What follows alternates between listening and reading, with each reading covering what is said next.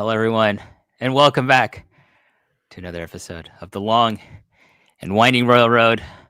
This is episode 47, I believe. Well, 47 episodes. Jesus Christ.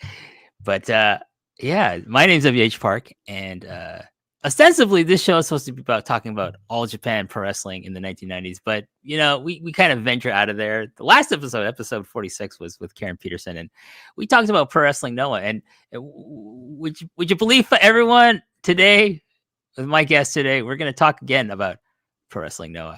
And I should introduce my guest.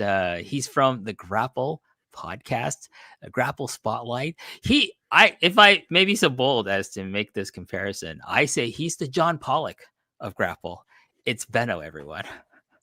I'm not taking that. That's too high praise. I'd just insult John, but great to be here. Yeah, good. I was just thinking that actually, if you're nearing 50 episodes now for this, did we get near 50 episodes for either British Audio Wrestling or British Wrestling Experience? I don't think we did. Might have come close, but you're doing good numbers.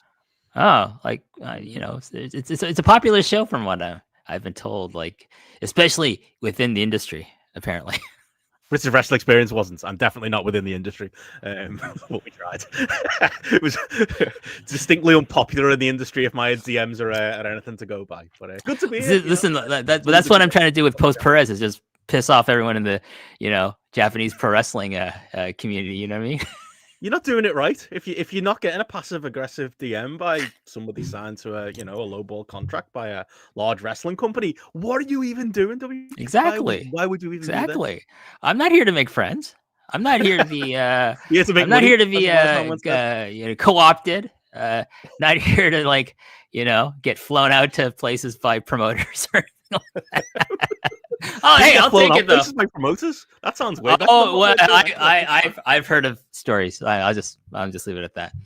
Not that I would say no to a free plane ticket from a massive wrestling promoter, but anyways, that's neither here nor there. If anyone wants to fly me anywhere, let me know. Asia, that sounds good. Meet up with the big park, that side of the world. Maybe at some point. Right. You and me together. How about that? Do you want to take over Bangkok, me and you? Start up the post office over in Thailand? I've never been to Thailand, so I don't know. That place looks pretty intense. Yeah. Setup, I think, is the company that runs out there. I've got a friend who's out there. We could start it. The Setup Pro Wrestling podcast on post. I think John and Wade take it. Good before. We can become the English commentators. and people will like it because it's English commentary, as you like to say about English commentary from Japan. The minimum standard. It's blokes who speak English, isn't it, mate? That's right. It is. There are many jokes here that I'm just going to leave to the side. And listen, you know what? Here's the thing. You say that, and I am in complete agreement with you. So, anyways, today we're going to talk about a match from 2000 and 2008. Is 2008 like your prime wrestling viewing era, Benno? Actually, far from it, I would say. That's why I was interested in doing this one, because anyone who listens to my stuff or listened to me when I used to be on post, I'm very much the Ring of Honor guy. The belt in the back will give you that away. And my big my indie run, we'll say, WH is definitely the early 2000s into about 2006, 2007. 2007 is when I myself wrestled for a little bit in the British Indies, and I say wrestled a bit, got beaten up. There's a couple of highlights out there on YouTube you can check out. And then 2008 is, maybe it's because of that, because I'd done that little bit of training and kind of learned what the actual wrestling world was like. I was out in 2008, but not to get too serious, but post Benoit, I felt like it was a weird time to try and watch wrestling. Mainstream wrestling was in the shitter as far as Western wrestling, as far as WWE goes. So I wasn't really hugely into that. And the indies felt like a weird place, post Gabe ROH is a bit of a strange foreign thing to me as well. And yeah, 2008, 2009 into about 2010 is the only point in my 40 years where I kind of zoned out a little bit on wrestling, started to go to the footy a little bit more, was maybe into UFC a little bit more than a lot of people probably were in those years. So yeah, it's always a bit of a blind spot for me. So it's always good to fill in those blanks. Yeah, for me, it's prime, time for me to like collecting. I think I switched over to DVDs at this point. Getting Physical. DVDs instead, physical media instead of VHS. Making a comeback, I'm told. What, the VHS? Yeah, I think so. It could be. I've got a couple there. Could sell them on eBay if you're interested. We've got a 1995 WWF year in review just sitting there waiting. Listen, I have a near complete run of OVW on VHS. Oh, I've got a bit of OVW. Yeah, I've got like the CM Punk run in OVW. I got the CM Punk run. I've got a lot of the prime, Cornette booking, and then leading into Heyman booking. Albright in there. Brent Albright. Oh, he's a cunt, by the way. I met him in real life. Won't be the first or last we discuss today. Not probably. He's the same. Jump. Listen, funny. As of this recording, I have double booked myself. Kind of next week. I'm having brunch with John Pollock one day, and then the next day I'm having brunch with Wei Ting. I don't know why I'm not having brunch with them together. Maybe Wei Ting's gonna watch this and he's gonna be like, "Why don't we just?" No, it's starting a rumor. No, not at all. There's just that's how it happened. That's how it happened with me in particular about meeting up with those guys. I haven't seen them in quite a while, actually. But last time I saw those guys, me and John we did our date at Tim Hortons, which was one of the greatest days of my life. Recommend it to anybody. Meeting John Pollock, and to be honest, quite a musky, not the best Tim Hortons, but I understand now from having been to Toronto a few times, that's just generally how Tim Hortons is. And then the other time I've been out drinking with Davey and Braden all day, among other things, at a live wrestling show. And then John and Wade came and met us afterwards as we attempted to have something to eat and have a drink. Hopefully we weren't too far gone by that point, but it was an honor for them to both show up, of course. Yes, I listen. They say nothing but positive things about you and the grapple. That night, I hope. Fingers crossed. I'll find out next week from both of them on separate days.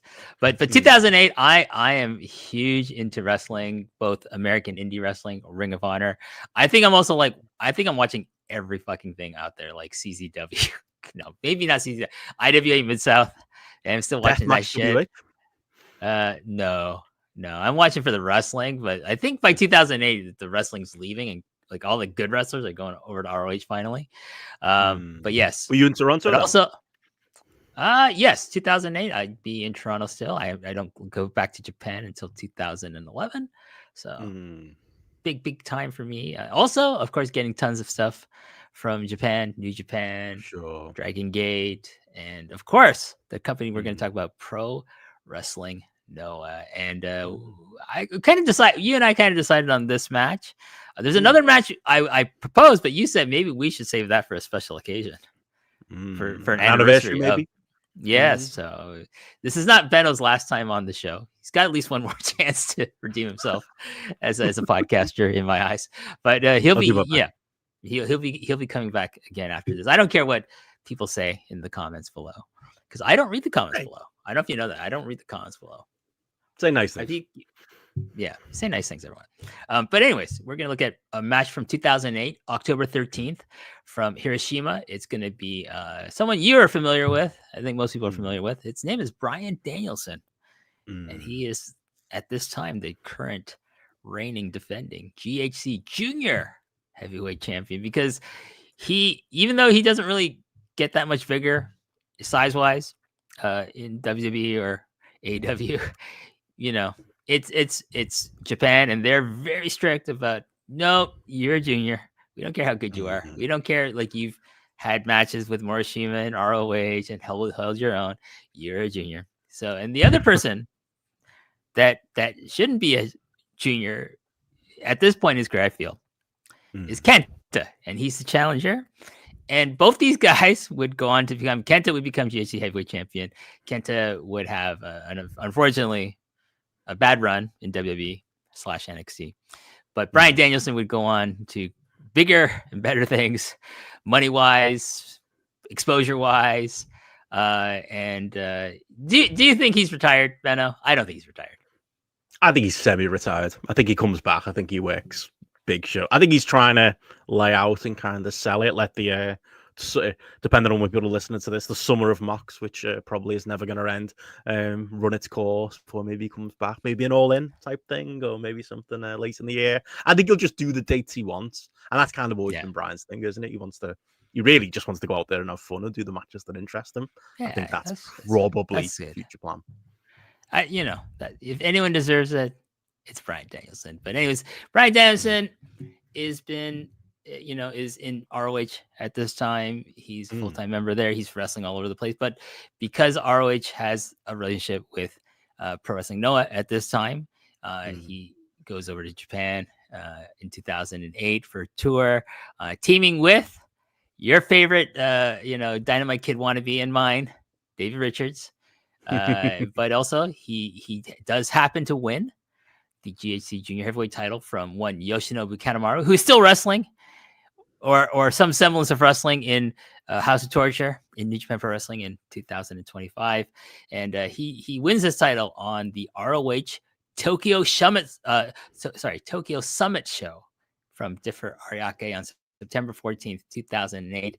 I was very excited about these Tokyo shows because it was Dragon Gate and NOAH having shows with Pro Wrestling NOAH.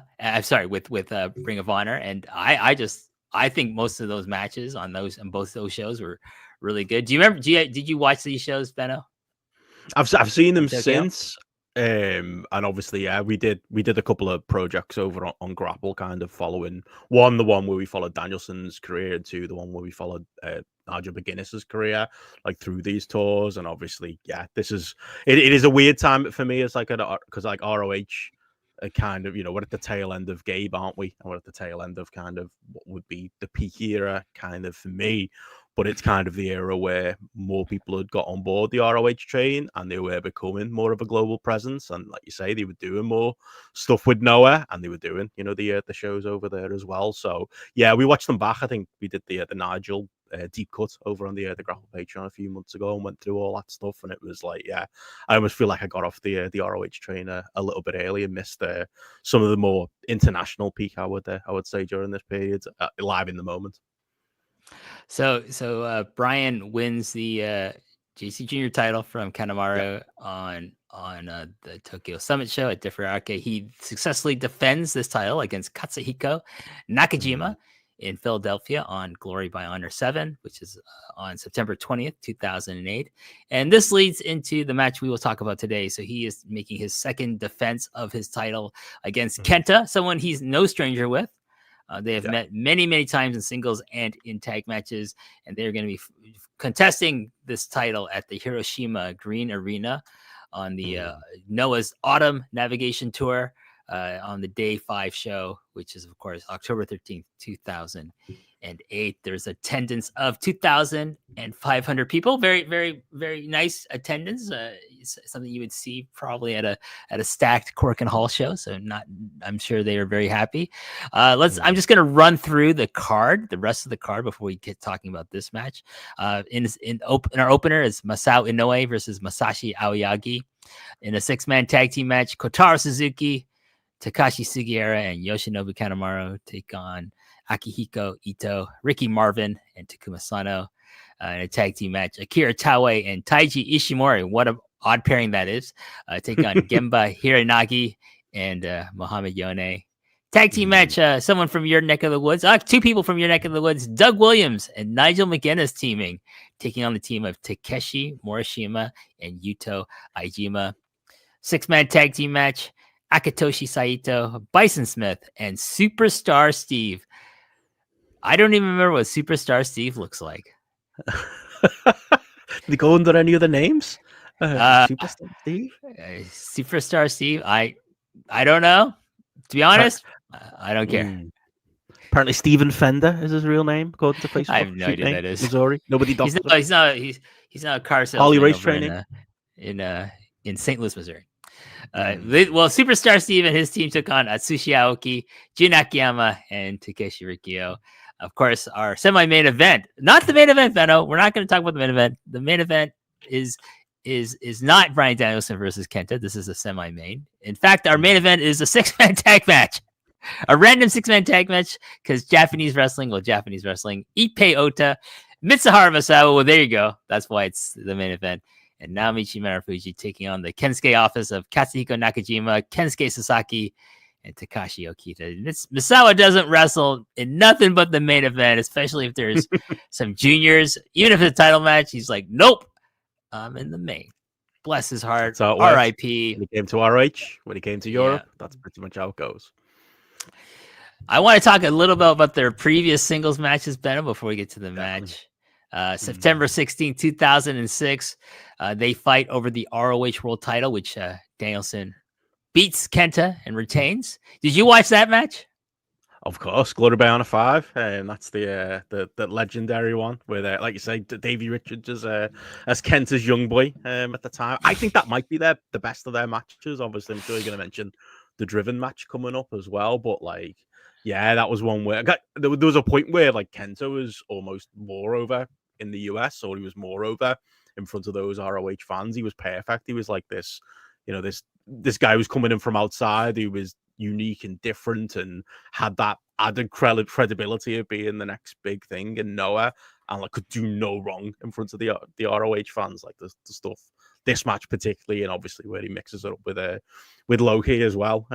Just a match made in heaven, isn't it? He kicks hard, he suplexes hard, and yeah, he's one of the best in the world at that point. But yeah, I think I at least went 4.75 on it. I'm not sure if I went 5 on the Glory by Honor match, but it's there's definitely a conversation to be had there. Like I say, maybe I'd have it maybe a nudge above the Driven match.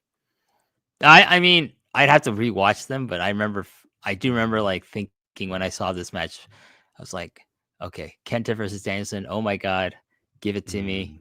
And they gave it, and I loved it at the time. I have to rewatch it. December 6th, 2006 in NOAH, Kenta beats Danielson, and then June 23rd, 2007 in NOAH, Kenta wins. So 2-1. That's the record so far going into this match in 2008. So getting into the match, our challenger comes out first, Kenta. And then following him is GHC Junior Heavyweight Champion Bryan Danielson coming out to the final countdown because NOAH doesn't give a fuck about music rights. Mid 2000s, it was allowed. It's kind of how ROH got by with it, wasn't it? It was that old Paul Heyman excuse of it's fine, let them sue us. We've got no money to give them anyway. I mean, here's the thing. It's like, I guarantee you, Mitsuharu Misawa didn't pay entire wrestler salary for a year to pay for this song for Danielson on this show. Let me just say that. Let me just put it that way. With every penny.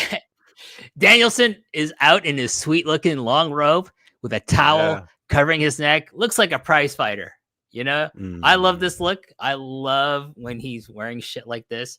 Also, in this period, he's sporting his maroon William Regal boots. Yes, these are William Regal boots because he gave them to him, Benno.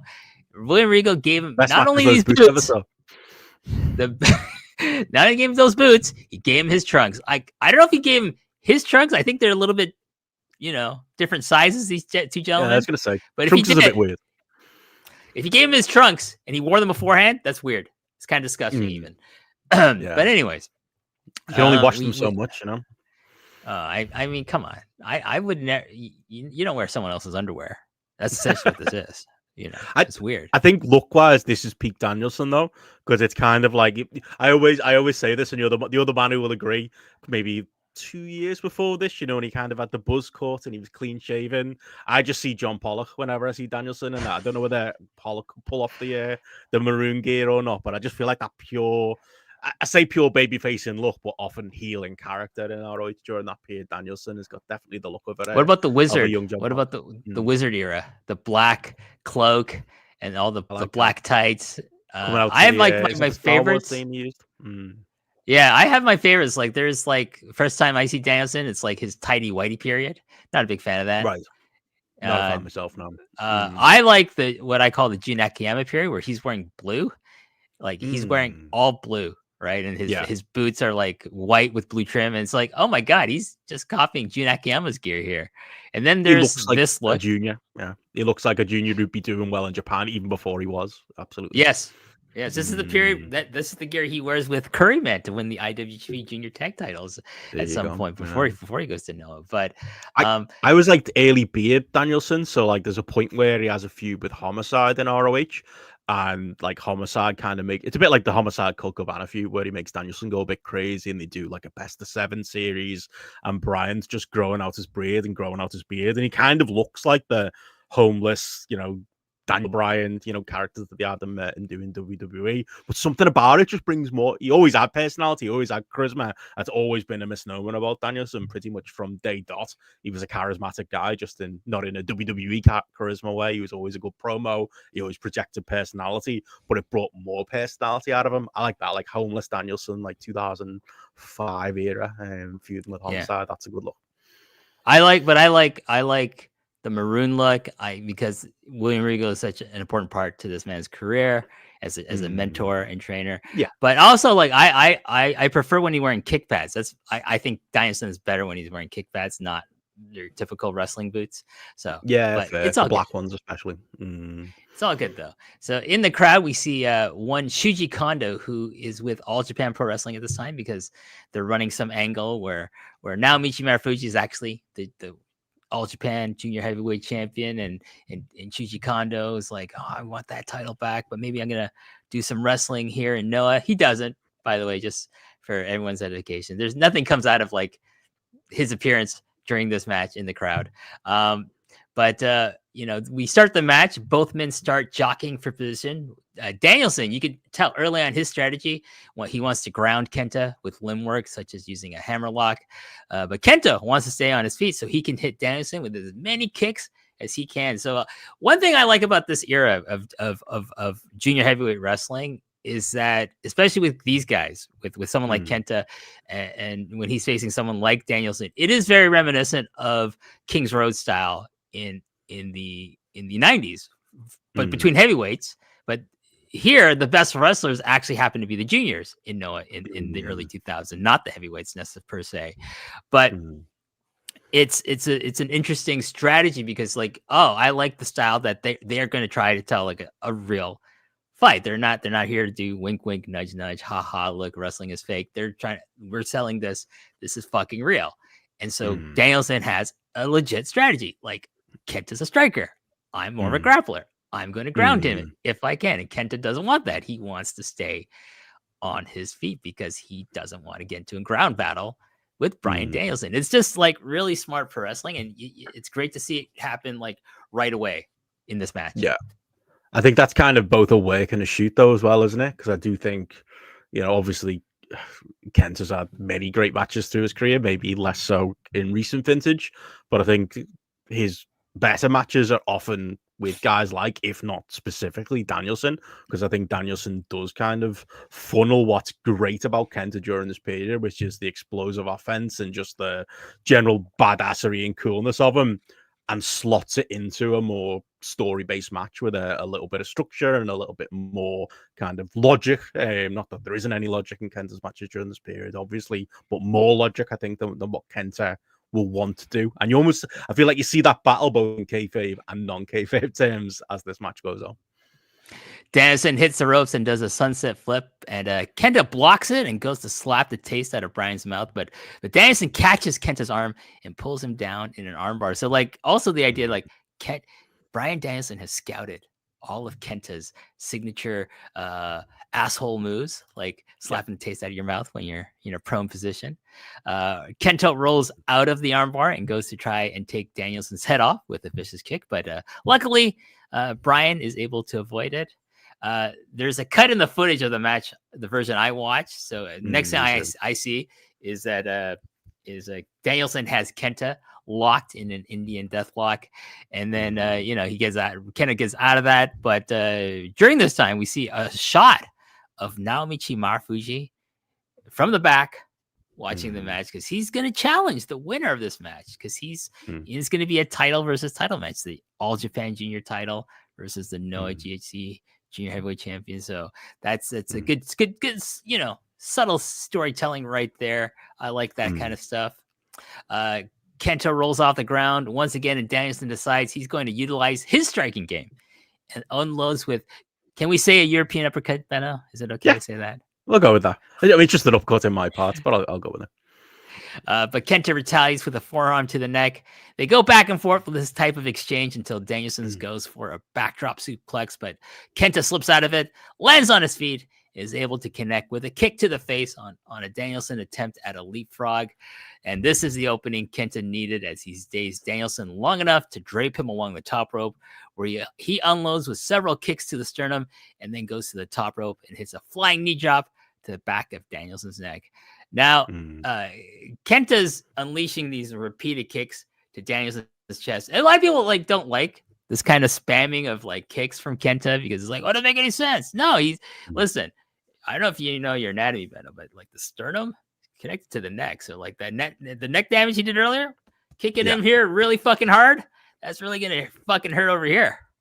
Yeah, and I think that's the Danielson influence, I think, in kind of adding that extra bit of logic and going to that, that token kind of Kenta spot, like you say, the knee with the draped over the ropes, but they get there in a logical manner. They get there in a way that I think is referencing previous matches. And like you said there, Danielson is showing not only that he's scouted Kenta, but he knows Kenta from those previous matches, from those tours. That I'm sure the live audience there, maybe they were, maybe they weren't, but I'm sure that audience most likely hasn't seen those ROH matches, but they, from the promos and from the the build to this match, they know the story there. They know that these two guys know each other, so it kind of fits there too. Danielson is thrown to the outside, and Kenta follows, where he is able to drop toe hold Bryan chest first into the guardrail. Danielson is repeatedly thrown to the guardrails, and then the match spills into the crowd. Kenta has Danielson prone on the ring mats and does a double foot stomp to Danielson's chest from the ring apron. That's got to suck. Kenta follows up back in the ring with double knees to the abdomen of Danielson. Oh my God. He's just getting punished here by Kenta. But the good thing about Danielson is he's going to get back as good as he gets. And in this period, that's pure Danielson, isn't it? He loves that stuff. He loves. I mean, to be fair, to the day he retires, he's always that hit me just a little bit harder kind of guy. He's loving it, even when he's folding over on the outside from those double stomps. The good thing about Kenta in this period is when he's fighting Loki's used to bullying people in the ring. Oh no, Kenta's like, fuck you. I'm gonna kick you just as fucking hard as you kicked me, motherfucker. And he did. Those are great matches. Kenta goes for a body scissors to further weaken that part of the body, but Bryan is able to get a foot on the bottom rope. Kenta lays in some more kicks, but you can see Bryan getting pissed off to the point where he pushes Kenta away and says, "Come on, you motherfucker!" But Kenta just kicks him some more. I love it. It's just like when he's breaking, when Bryan is breaking, and he's just like he lets out the cursing and saying "fuck you, fucker, motherfucker," and then I love that version of Bryan Danielson. I'm glad he got to use that to varying forms in AEW.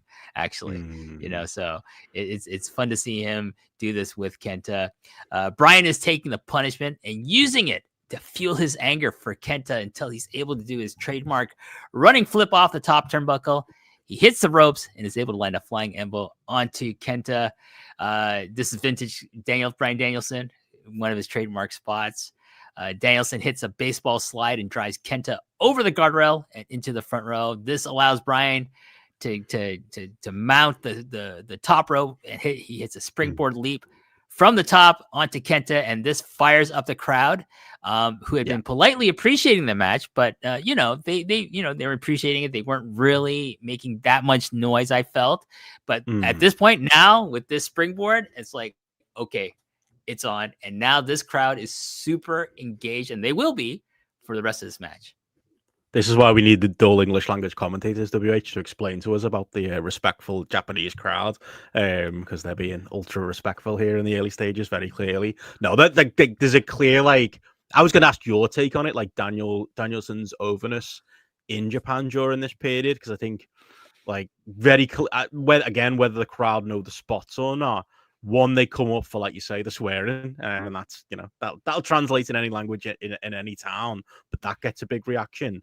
But I feel like I'm sure they're not recognizing that the the baseball slide and then the dive into the crowd is something they've done before between these two, or a spot that Danielson goes to, but they really come up for that as well. It's almost like they're waiting for an excuse to kind of go with Danielson and be into him. Like, this is some of the most over. It feels like, from the stuff I've seen from the period, you see Danielson be in Japan, and maybe it is the familiarity now with both on tape and from obviously being out there for various tours for various companies over the years at this point. But yeah, he's someone who, like, I think you would hear like maybe the more bad faith people around this time on some of the message boards. I would have been around this time saying, Danielson's not really over in Japan. Like, he was still talked down as how he's the pretender, work rate American guy who you indie guys love, but he's not a name. He's not, one of the many people you listed off here on this show. It feels like he is a name at this point, and it feels like he is somebody that there is that connection with Japanese audiences. I mean, he had wrestled, for New Japan. He had done matches with, teaming with Curryman, as I said, Christopher Danielson, and doing stuff in the junior division. But he also had like matches with Tanahashi, as in Tanahashi's stars writing for what they called the U30 title at the time. And that's, if you can find Tanahashi versus Danielson for the U30 title in New Japan, it's fucking amazing. It's so good. I think Tanahashi was talking that up last year, wasn't he? Around the retirement time. And then he's also like, now this is like his third year of doing tours with Japan, and people know he is like, they're like, Japanese fans are smart. They know, like, they read the magazines. The magazines cover wrestling all over the world, so they know who different luchadors are from Mexico. They know who, sometimes who European wrestlers are. They know who like a lot of the indie guys are, because like that's the kind of wrestling they want to watch is Ring of Honor, not necessarily WWE. WWE, I don't know if you've ever heard me talk about WWE fans in Japan, Benno. They don't like wrestling. They just like WWE. That sounds like WWE fans. sounds like Matty Edwards, right? Sounds like my experience on Tuesday nights on Grapple Spotlight, to be honest, mate. Sounds like Eddie. I'd always push back on that. I think like WWE fans, like what they think of wrestling. They think of wrestling, the TV show, the backstage promos, the entrances. That's wrestling.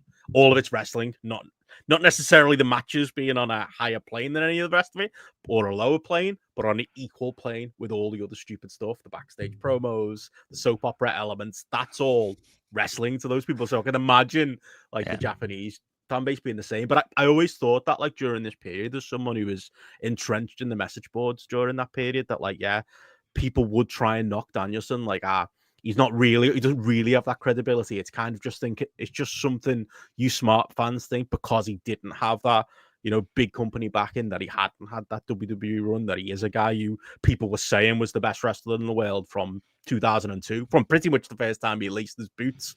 And there's always that kind of attitude, or he's a pretender, and the Japanese crowd see through him. And very clearly, we're way past that veneer here. If it even ever really existed, I think that was just shit. I guarantee you, none of these fucking people who are saying this shit on message boards ever stepped foot on fucking Japanese soil.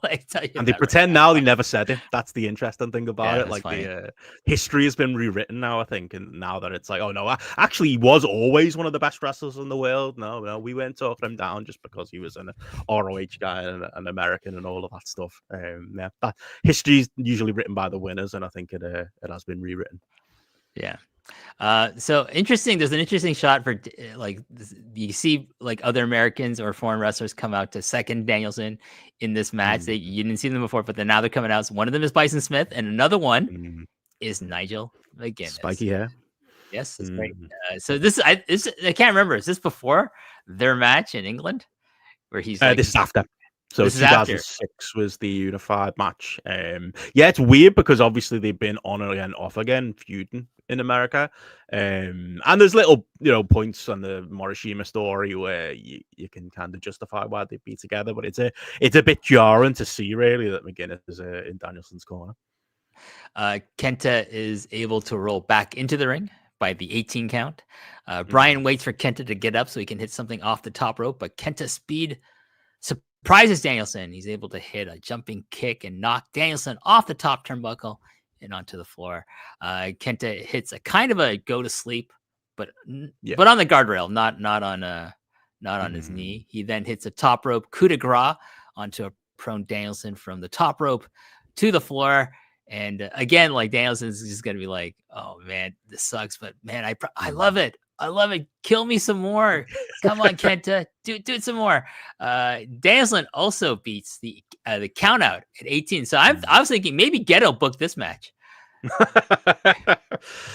Him or his mate. Yeah, one of the two. Yeah, it's a Ghetto trope. Let's beat the 20 count by a fraction. Kenta hits a springboard missile drop kick, running kick to the face in the corner, seated drop kick in the corner, and then locks Danielson into a Texas cloverleaf. This is a great sequence of offense from Kenta. And I like the strategy here because it's not a signature Kenta submission move. He's not really known for having submission moves. So him locking the Texas cloverleaf onto Bryan Danielson here, it's just smart in my opinion, because it's like, okay, it might shock Danielson because it's not something he would have scouted from Kenta, right? Because what the fuck is this move? I've never seen him do this. I've never experienced this. And then so it's like, I think it's great strategy. I'm gonna pull out a move I've never done before or I'm not known for, and maybe it'll shock and surprise Danielson enough to like make him submit. He doesn't, but I like that kind of like the idea there. Yeah, me too. And both, again, from a kayfabe and non-kayfabe point, in that, like, it feels, like you said, like the flurry of Kenta offense here feels like he's going in for the kill. He's let Danielson have to use every bit of strength he's got to get back in the ring. And then it's spamming moves, but logically spamming moves, because he's trying to kill him off and he's trying to knock him out and kill him. And I like that, the accumulation of all that isn't necessarily going for a pin. It's grabbing a submission, because the crowd seem to go for that drama, and I feel like it almost adds stakes, and then it's like almost forcing Danielson, the babyface, the character, to have to give up because he's been overloaded with so much here. Again, it feels like a very Danielson idea. If it's something, like you say there, that Kenta doesn't often do, I wonder whether Danielson's either called the submission or they've gone through it in the back. If you did the submission in this spot, what would it be? And they've landed on Cloverleaf. It feels very much like a nugget of the brain of Bryan Danielson to me. It possibly could be. Bryan Danielson is able to reach the bottom rope to break the hold, though. He blocks the go to sleep with elbows to the head. There's a rolling savate from Kenta, and Kenta goes for a running kick, but Danielson catches the leg and goes for an ankle lock. But he quickly transitions from that into a German suplex with a bridge, but Kenta kicks out. But Bryan holds on and hits another one. And again, Kenta kicks up, but this is what they call the waist control. Before now it's wrist control, right?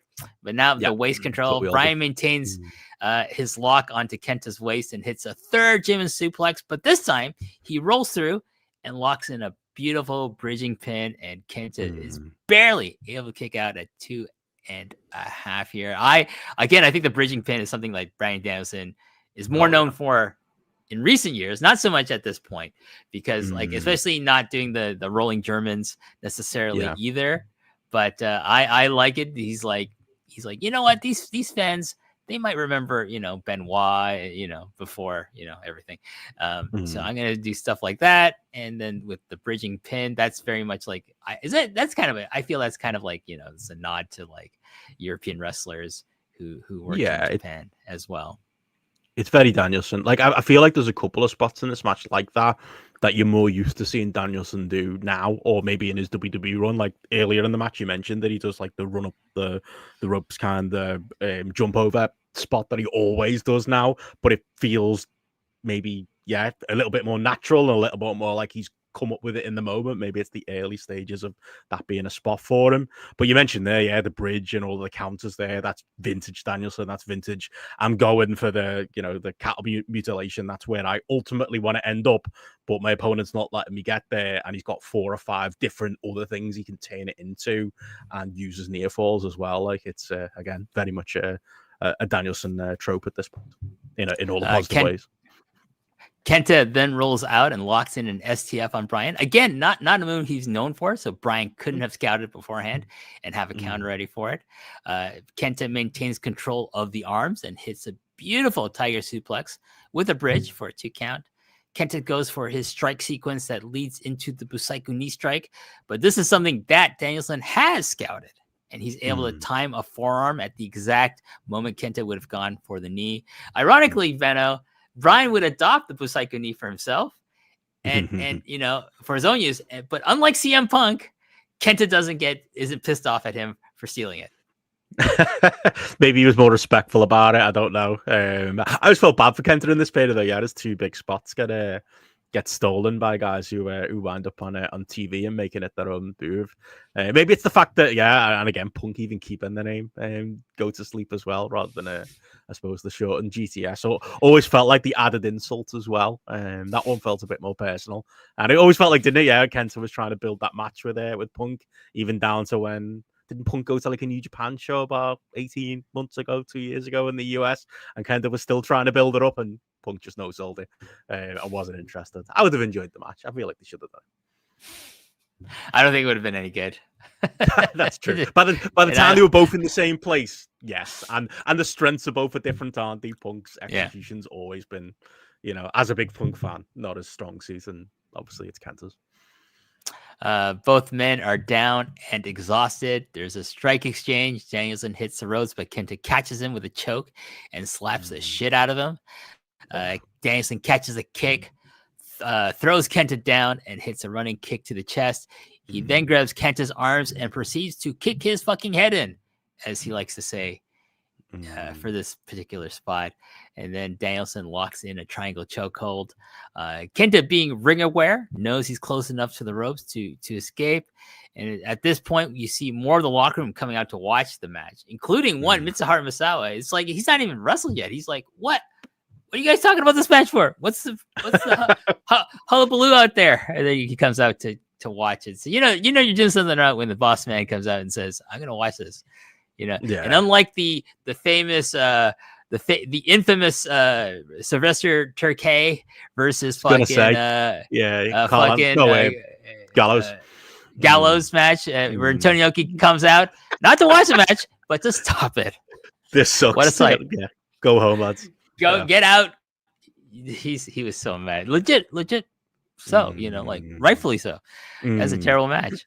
Kenta catches Bryan on the top rope and tries for a superplex, but Danielson throws him off. Kenta runs and leaps back up onto the top rope, but Bryan rolls out and underneath and pushes Kenta into the turnbuckle, where he slips off the ropes and one of his feet is caught in the top rope. And then this is the opportunity that Bryan needs. He leaps at it. At this target in front of him and lays in his trademark elbow strikes to the exposed. He does the what do you call it? The 12 to 6 the elbow, of the elbow, right? It's great, and he's just going after that knee. It's also great because it's like, okay, he needs both his legs, both his knees to hit an effective go to sleep, right? One to be the support, one to be the actual weapon to drive into your jaw. So if he's weakening one of them, he's reducing the effectiveness of his finisher. So it's smart, but it's also like, should have gone to this sooner, mate. Should have This probably should have been your game plan a little bit stronger. And it's opportunistic, isn't it, with the slip? And it's great. I love the way Danielson just zeroes in for it and goes for it. And it's well timed in the drama of the match because it then gives you like that more strife, and it makes Kenta more desperate in the moments that kind of come up as well. But yeah, might have gone a different way for Bryan Danielson on the day if he'd have had this idea 15 minutes ago. Bryan smells blood in the water and goes after the knee some more, including hitting a dragon screw leg whip and locking in a single leg Boston Crab that he transitions into a grapevine hold. And again, just his grappling game, his groundwork, just unparalleled, unbelievable. Just the smoothness of it. Kenta goes to the top to the ropes, but Bryan is relentless. He gets Kenta up on the top turnbuckle and hits an avalanche backdrop suplex. Jesus Christ, they land really bad. Both these guys. I don't know, like if I was a wrestler, like I think these kind of top rope suplexes look awesome, but I wouldn't even want to do them, let alone be on the receiving end of them. The impact is unreal on that ring as well. Oof, Jesus. But again, Danielson knows what he's signing up for. He loves it. Danielson covers, but Kenta kicks out. But Bryan immediately goes for a counter mutilation. From here, he transitions into a position to land repeated elbows to the neck of Kenta. But Kenta is able to power up and hoist Danielson into a fireman's carry and hits the go to sleep, Benno. However, thanks to the limb work of Bryan Danielson earlier in the match. It doesn't have enough power or force to knock him out, and he has the wherewithal to get his foot on the ropes to break the pin. Beautiful, beautiful psychology. Yes, I am a psychology nerd. What can I say? I love shit like this. He's hit it out of desperation, which is like one part of the psychology, isn't it? Because he's like a wounded kind of animal at this point. But then the second part of it, the irony of it, is that he can't follow up on it. It's just beautiful. It is. It's great. Kenta tries for the Busaiku knee again, but Bryan catches him in a sleeper hold that he turns into another tiger suplex, and then he turns into the elbows to the neck. I just love this stuff. Pin attempt, but Kenta kicks out, but Danielson goes for counter mutilation again, but Kenta once again is able to get his foot on the ropes. And it's like, it's protecting the move. I love it. Like, he knows, like, Kenta's like, I got to protect that. That's when your finishers. If I'm putting it, I can't just power out of it. I know, I'll get my foot on the ropes. I think foot on the ropes is one of the smartest things you can do in professional wrestling. It's a great way to protect someone's like finisher, whether it's a submission hold or like some kind of high impact move. Especially if you're Kenta in this moment of the match as well, where you're trying to sell the desperation, you're trying to sell that, they're trying to move like the pace of the match up to kind of give that frenetic kind of fighting for the finish feel. It does make him seem all the more desperate and all the more like he is on the back foot. Kenta tries for the Busaiku. No, sorry, I got to that point. Sorry. Bryan has, at this point, Bryan has been busted up. I don't know. Where did he get busted up? I don't know. Do you know? There could have been a lot of moments, to be fair, through the match, but there's nothing obvious, is there? Like, it feels like maybe it's accumulation of a couple of errant elbows and errant knees, maybe, but you're right, there's not an obvious spot where he's been busted open. It feels like it's something that's happened slowly, I think, through the match. Yeah, it's either his nose or his mouth. He looks pissed. Daniel goes for something off the top rope, but Kenta is able to reverse it and hits an avalanche fisherman buster. He gets a close 2.5 on Bryan with this. That's a bump I wouldn't take. But as the recipient of the fisherman buster off the top rope. I don't think I do either. I don't think I give it or take it. You really have to trust your opponent, don't you? Like Bryan Danielson has to be like, dude, you can do it. I trust you. The one time I tried to do a superplex off the top, it was the most terrifying thing I ever did in my life. I can only imagine. I can only imagine. Both men dig deep into the reserves and hit each other with repeated forearms. Bryan goes for a spinning one, but Kenta times a spin himself and hits a lariat, and then a Busaiku knee, and it's a 1 and a 2. It's a kick out, though. It's not the end of the match. Kenta immediately gets up, though. He grabs Danielson and hits a beautiful go to sleep. I mean, I love CM Punk's version of it. I do. I love CM Punk. But no one hits this move like Kenta did in his prime. It's 100%. A thing of beauty. It looks legit like it's going to knock you the fuck out, but it doesn't. He's very careful. He protects his opponent with the hoisting and the knee. He's just really good at it.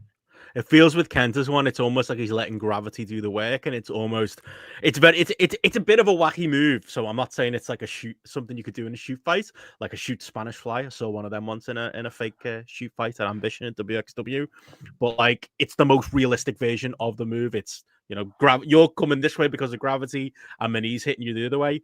Punk's is a little bit more like there's 2 steps to it. It's not one fluid motion, is it? It's almost like you land on your feet and then I kind of knee you there. Yeah.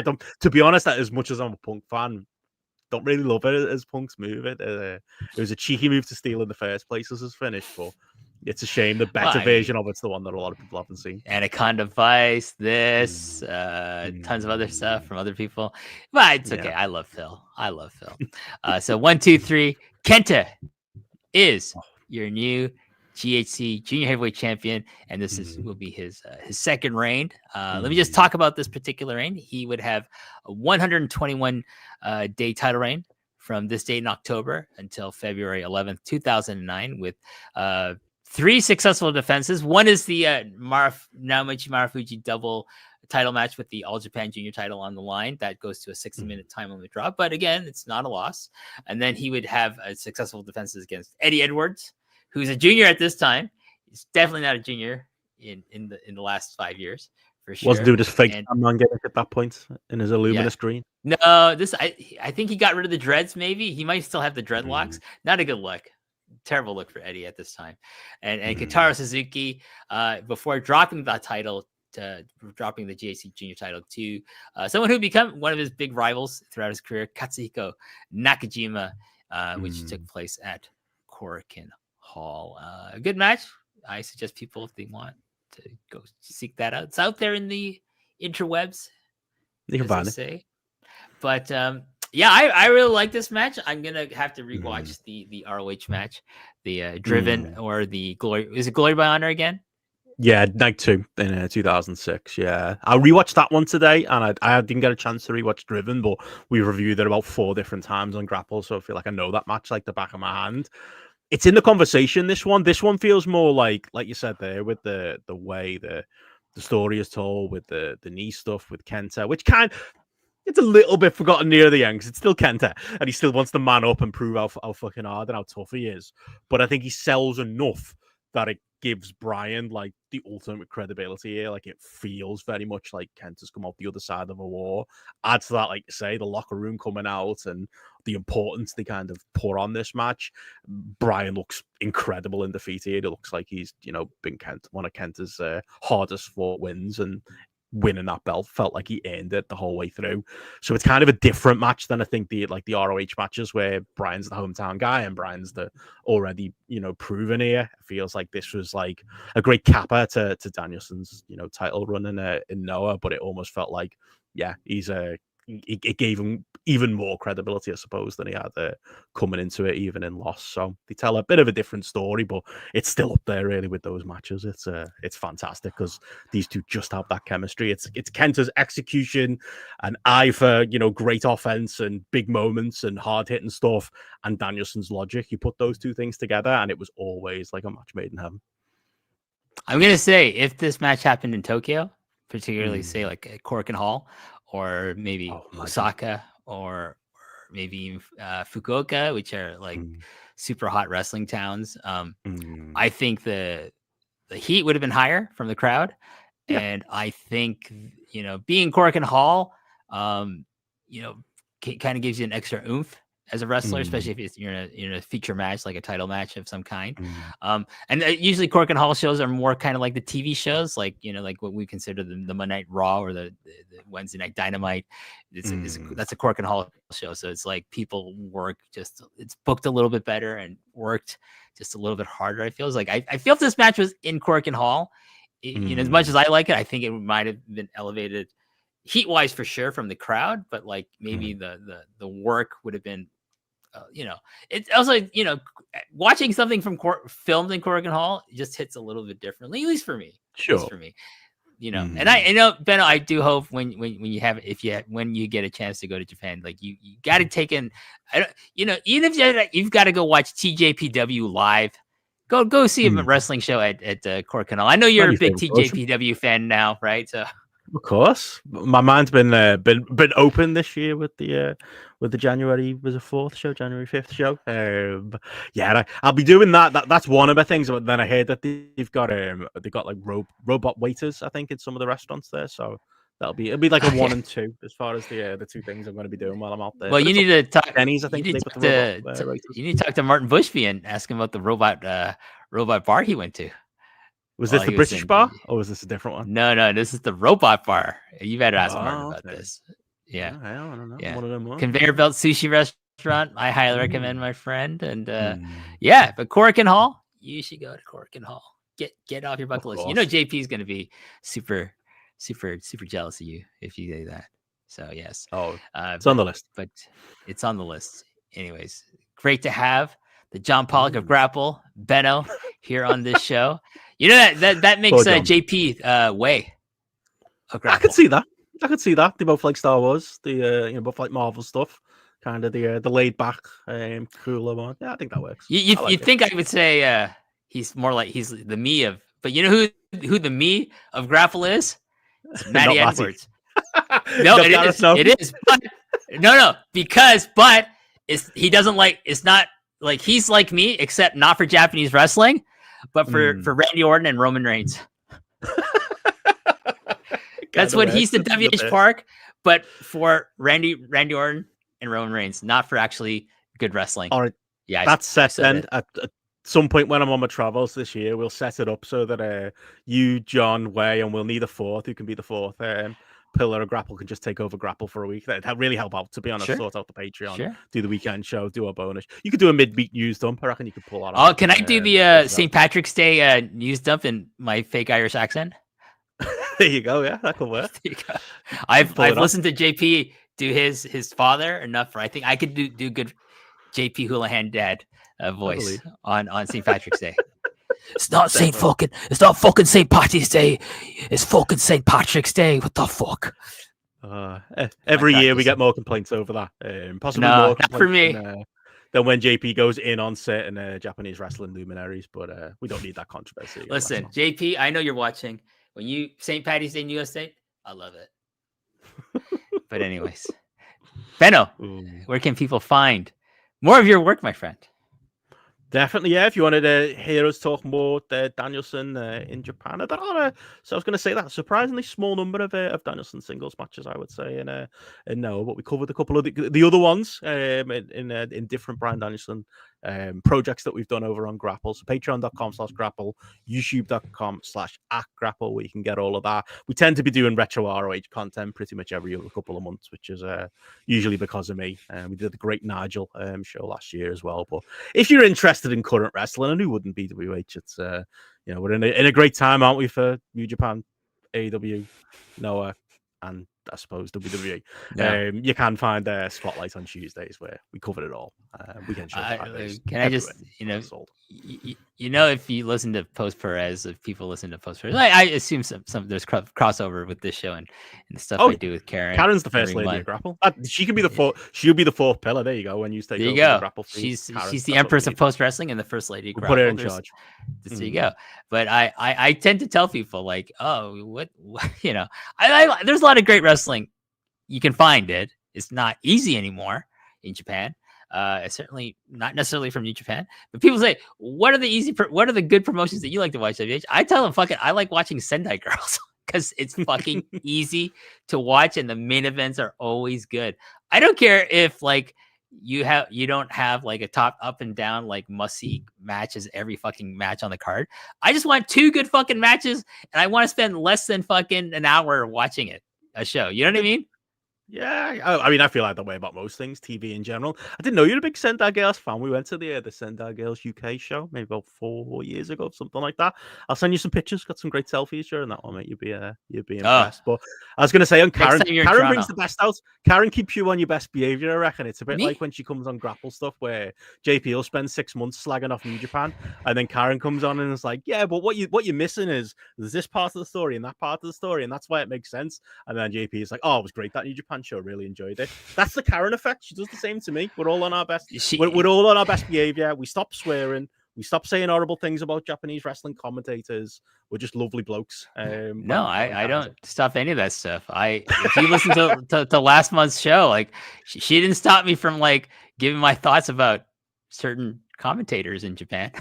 So, they're not commentators anymore. That's fine. Well, it depends what their job is going forward. We'll see. But anyways, thank you to Benno. Check out Grapple. I am a day one subscriber, by the way. Yes. To the Grapple Patreon. And you messaged me one day. You were like, I've just been charged by Patreon a ridiculous amount. What the fuck's going on? These motherfuckers have either hacked me or they've taken all my money. I was like, nah, mate, you're a member of our Patreon. That's just what it costs. And you're like, oh. No worries. Well, no, because I was like, oh, it's the annual cost. I pay annually. It is annual. Yeah, it's annual. Yeah, so we would never charge you that monthly. We could never justify it. But, yes. One of our first yearly subscribers. Listen, you guys put out so much amazing content. I think next on level with Post Wrestling. I don't say that easily. But so much amazing content, such great chemistry. You, JP, and Maddie, and when Gareth's on, I love it. And you have this new show, looking at In Your House. Yes, with with Hamflip. Yeah, that's it. I've listened to half of the first episode, so I've liked what I've listened to so far. Apparently, you have a great diatribe against against Razor Ramon or something about his treatment of Dean Douglas that I have to go listen to at some point soon. It's just mean, it's bullying, to be honest. But yeah, me and Hamlet did that. We were the first guests on the post Christmas show, which feels like number one in a Royal Rumble. I have never seen Hamlet so happy because he got to be on with John and Way like that. I mean, that's a man who, obviously What Culture is a gigantic outlet, but Post is always home. Post is always there where the big names are, and yeah. We live to be in their shadow and hope to one day be as good as what is offered on. We'll get you into the one of the backyards next time you're in town. There yeah, there you go. And maybe British wrestling will take off and we can bring back the British wrestling experience. Maybe one thing. Maybe a yearly thing. Probably not. Probably not. Yeah. But hey, listen, that's okay. You got Grapple. I love hearing you talk about how great AEW is, how great WWE is. How great everything. Glass half full. That's what we do.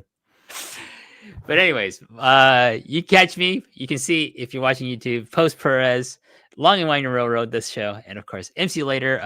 By the time this airs, which I'm not sure when it's going to air, but I should be in the midst of doing some Friendly Neighborhood Spider-Man reviews with Rich Fan from The Torch. And also, really, he's The Torch. And he's Post Wrestling, just like you're Post Wrestling and Grapple. You're always be part of Post Wrestling. I meant to bust out the hat. I don't know where it is. It's somewhere in this room, but oh well. Next time. But yeah, and then we're going to be doing our big series of Daredevil reviews as we follow along on Disney Plus. Very excited about that. So follow along. That's cafe content. And I should say, like Post Perez, I don't know. You might be the first one to hear this, Benno. It is now, Post Perez is no longer a freeloader show. There you go.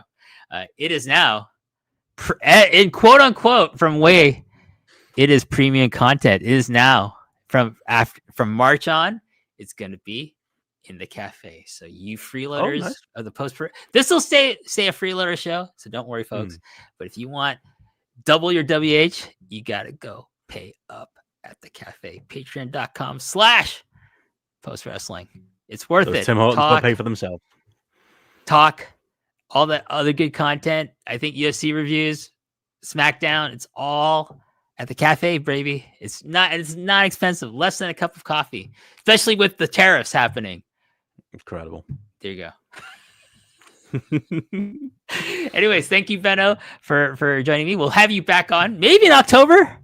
Maybe October. We'll have to figure this out. Maybe a show was that live. Maybe. I don't know. Yeah, obviously, could be Corrington Hall show. Who knows? Who knows what it might be? Where I might have been, 30 years ago on that date. And this would be. Ago, we're not talking about which match we're going to talk about, but you said it'll be the last time you ever review this match is with me. Yes.